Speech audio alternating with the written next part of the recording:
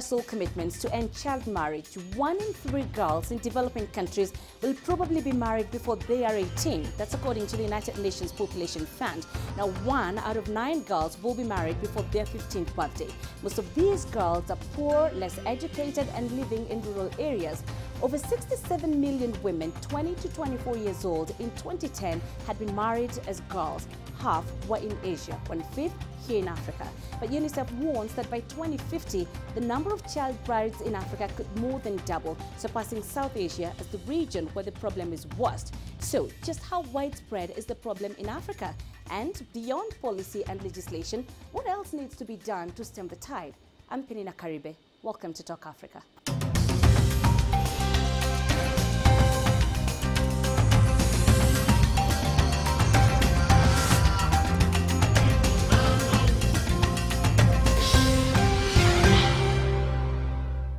Many African countries are now trying to save girls from early marriages. In Zimbabwe, a new law now seeks to make it an offense for parents to reach a customary marriage arrangement on behalf of their children who are below the age of 18 years. Farai Mwakatuya sat down with Essie Majome, one of the members of parliament, pushing for this new law. Since 2006, marrying a child below the age of 18 has been a crime. But lax enforcement has seen the illegal unions continue, particularly in rural Zimbabwe. According to UNICEF, currently 31% of Zimbabwean girls are married off before their 18th birthday. But there is now a renewed push to clamp down. In January, the Constitutional Court reaffirmed the 2006 law when it passed a judgment that criminalized child marriages, including in customary arrangements. Parliamentarians will extend the law to prosecute parents who sanction the marriage of underage children. I think it's a good thing that we are now finally moving towards implementing the protection of children from marriages. In fact, it's not even from marriages, it's protecting children from child sexual abuse that is comes under the guise of marriage. Because of their age, child brides are subjugated and abused with often dire circumstances, as in the case of Nikla, who was married at age 14. She says her husband denies her food. The marriage has changed her life for the worse. I didn't have HIV when I got married, but when I gave birth to my child, I was diagnosed positive. My life is hard. I just wish I could get some contraceptive tablets so I can prevent another pregnancy, because I can't have another child as hard as things are. Orphaned as a child, she saw marriage as an escape from the Spartan existence under the care of relatives. 3 years on, she regrets the decision. I wish that young girls could strive to find jobs instead of getting married early. I wish I could find a job and take care of my child. And that's why activists say more needs to be done beyond the stiff jail sentences. We need to keep our girls in school. We need to revive our economy and remove this vulnerability of children. Many in Zimbabwe face economic hardships, which have been blamed for fueling the unlawful marriages. Farai Mwakatuya, CCTV, Harare, Zimbabwe.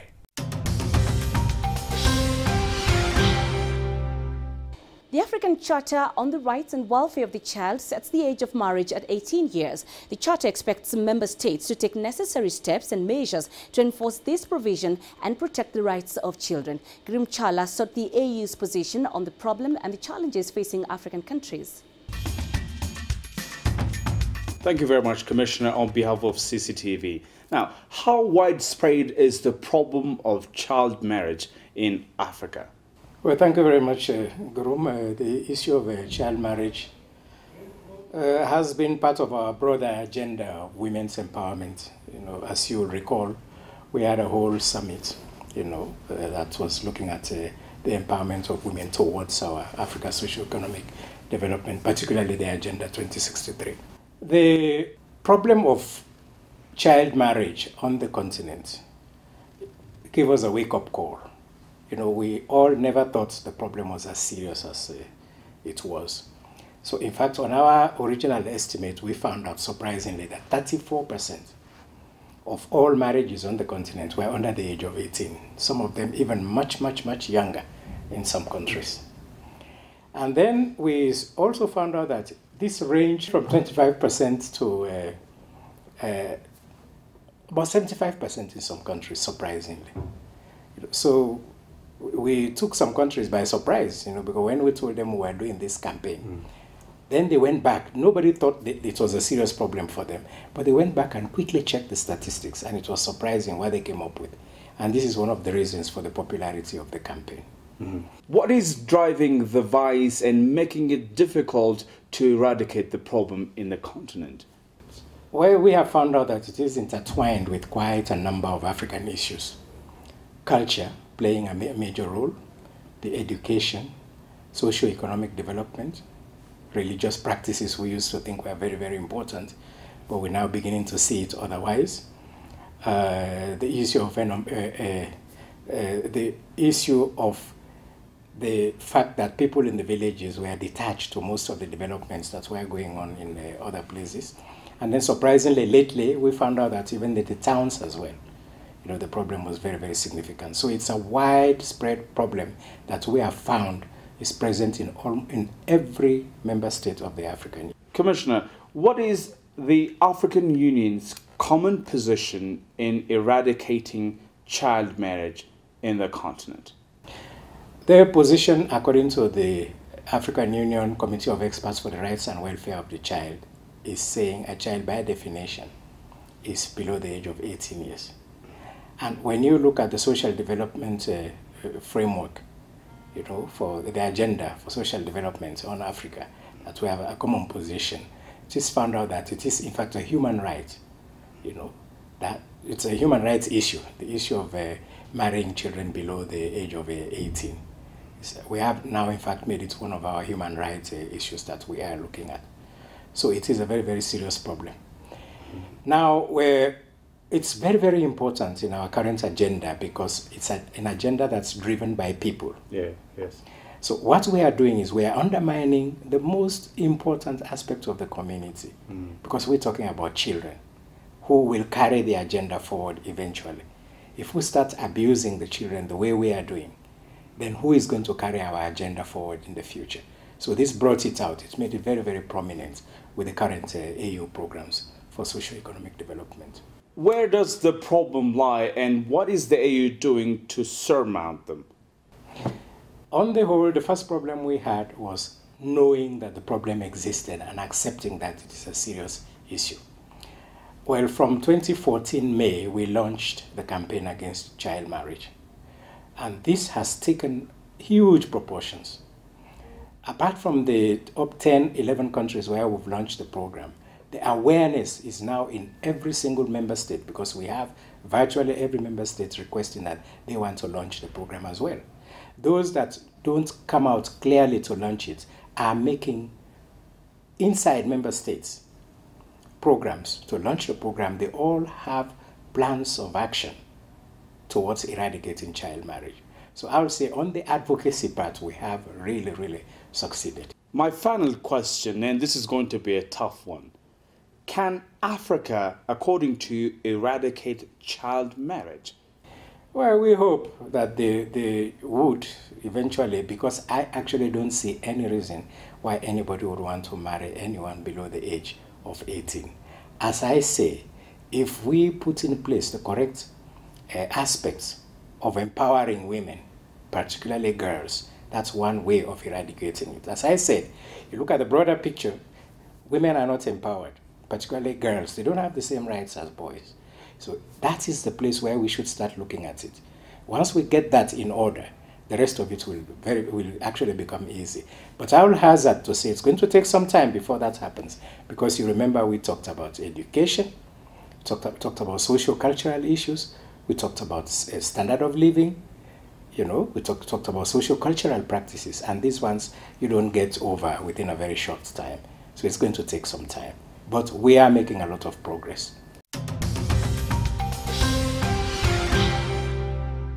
We're going to take a short break, but when we come back, my expert guests will shed some light on the extent of Africa's child marriages problems and what can be done. Stay with us.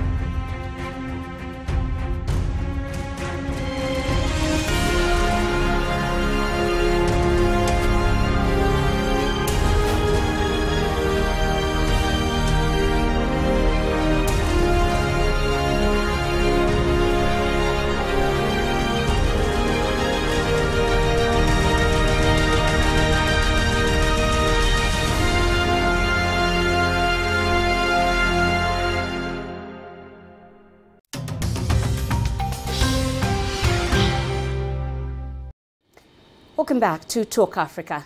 Now, to help us understand the roots of Africa's child marriage problem and the role of policy and legislation in tackling it, I have expert guests standing by in Nairobi, Tsitsi Singizi, Communication Specialist, UNICEF East and Southern Africa Office.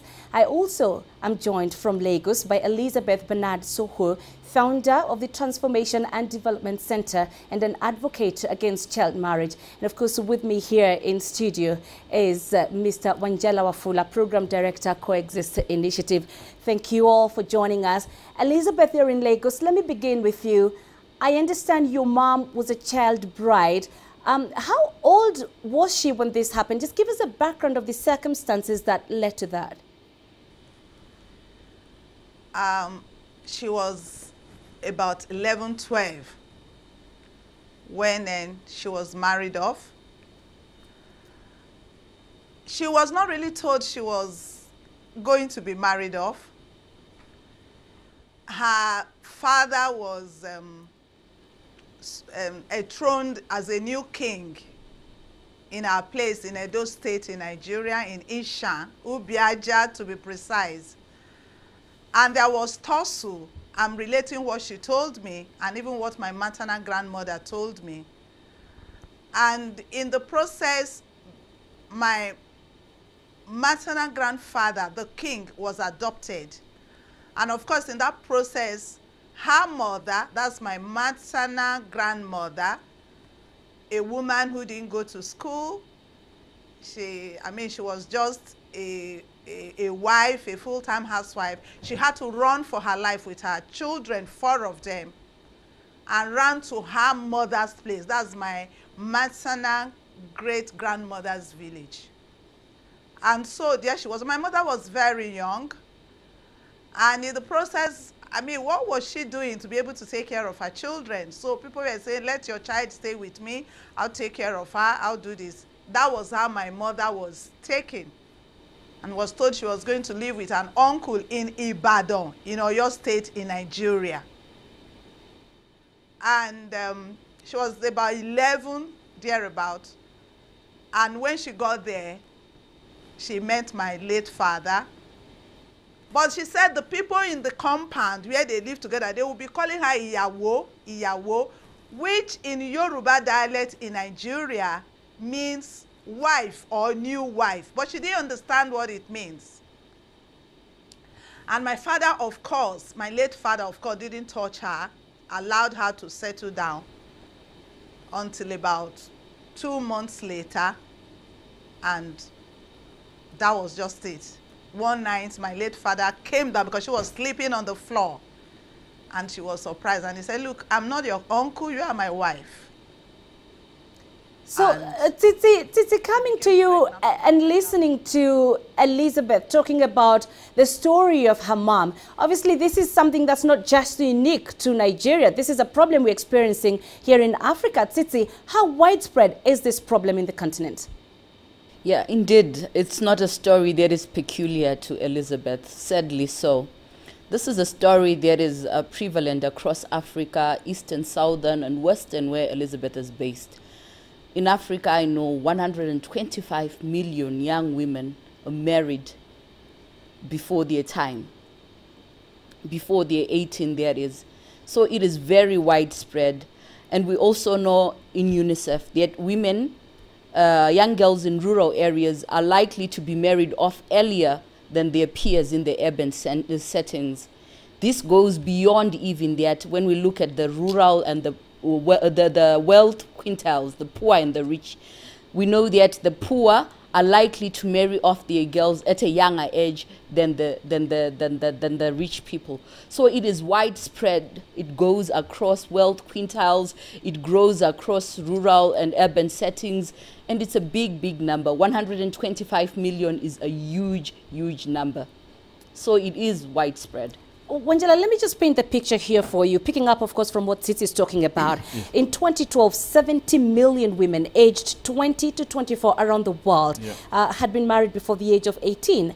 And statistics say that if this trend continues, 150 million girls will be married before their 18th birthday over the next decade. So that's an average of 15 million girls every year. So what is driving this vice, and why is it so difficult to eradicate it?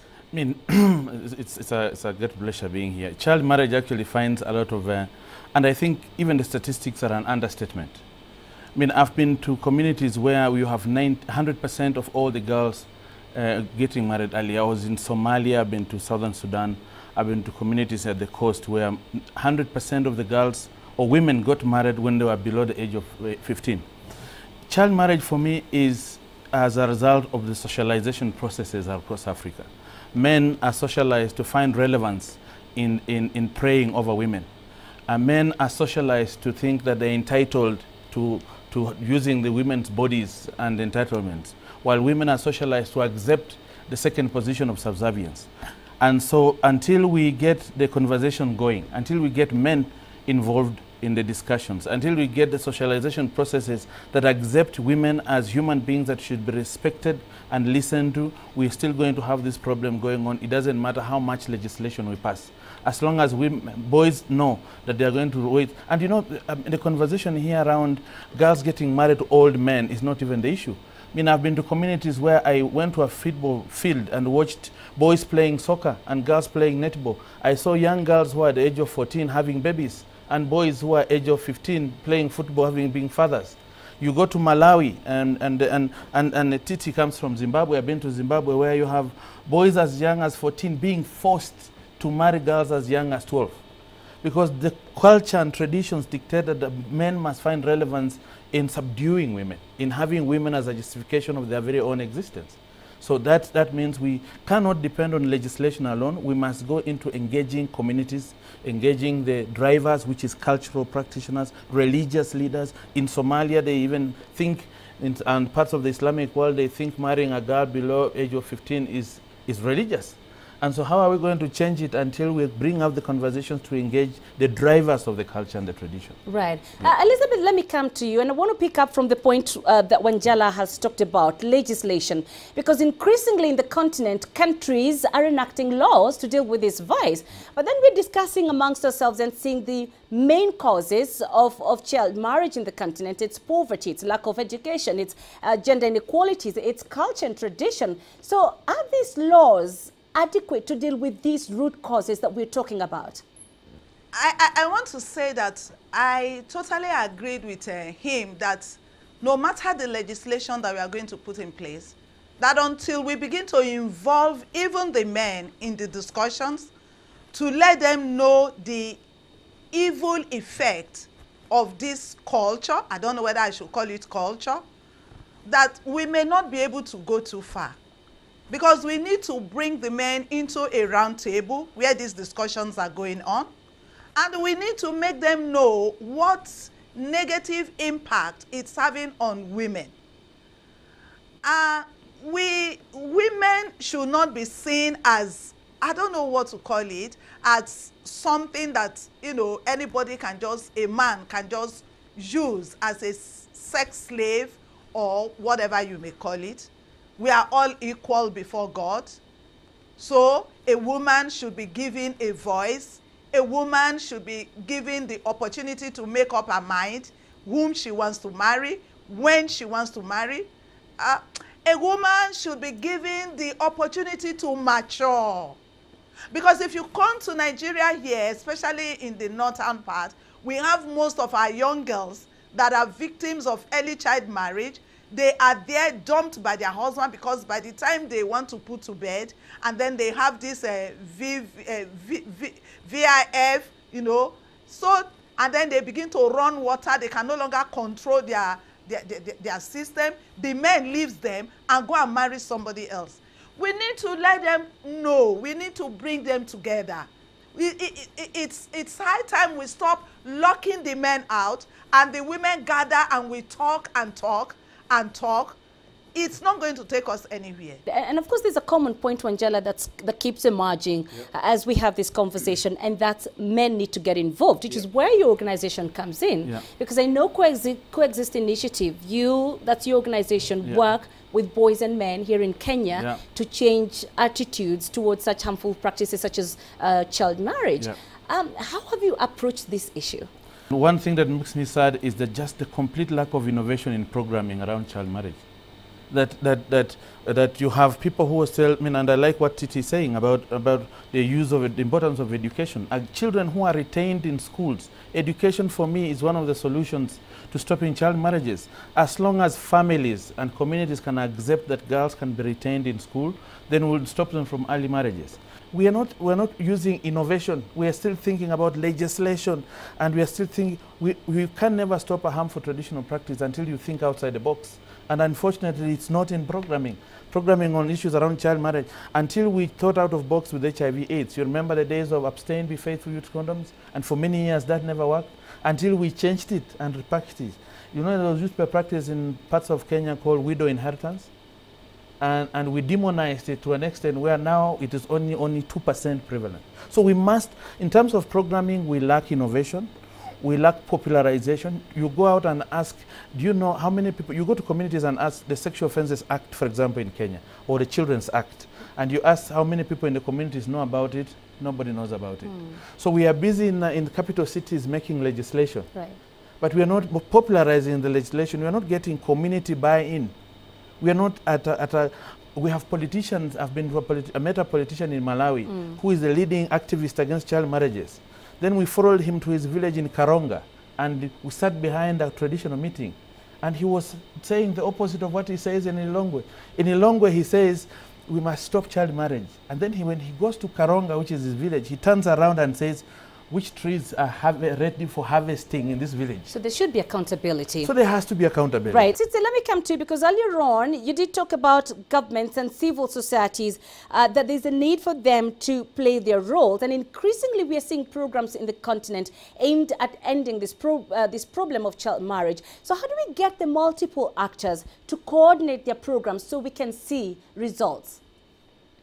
I think coordination is not a new era. We have worked together as governments, as the UN, as civil society and communities around a rush of programs. It is just acknowledging the salient issues to child marriages. Like Wafula and Elizabeth keep emphasizing, child marriage is a process of socialization. And we have to be alive to the cultural, the social, and the economical factors that drive it. Coordination will not be a challenge, but being alive, being innovative, and knowing that there are no quick solutions. We can't find quick solutions to child marriage. This has been embedded in us for years. This is backed by social arrangements spanning centuries. Ugutwala is still happening in South Africa. Talefa is still happening in Ethiopia, and these are acceptable social practices. So it's beyond just a coordination function. It's about uprooting and changing mindsets. And for me, this is where the emphasis should be placed. It should be placed in addressing those embedded social practices, those embedded social alliances that have been driving the culture, the practice. And this is only done when we recognize the central role of the community in changing this practice. This is where civil society, the Wafulas, come in. They mobilize communities, then they teach communities, they build awareness, and when the awareness is there, then legislation can be supported. So it's not something that is hard, but it's just targeting the right audience with the right messages in terms of child marriages for us. And very briefly, Wanjala, to wrap up, very briefly, as Siti was saying, we need to get the communities involved. How do we get everybody in the community on board, despite all of those various beliefs that everybody subscribes to?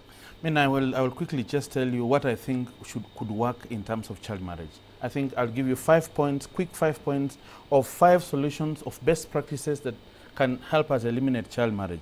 One is we have to be able to prioritize budgets around child marriage.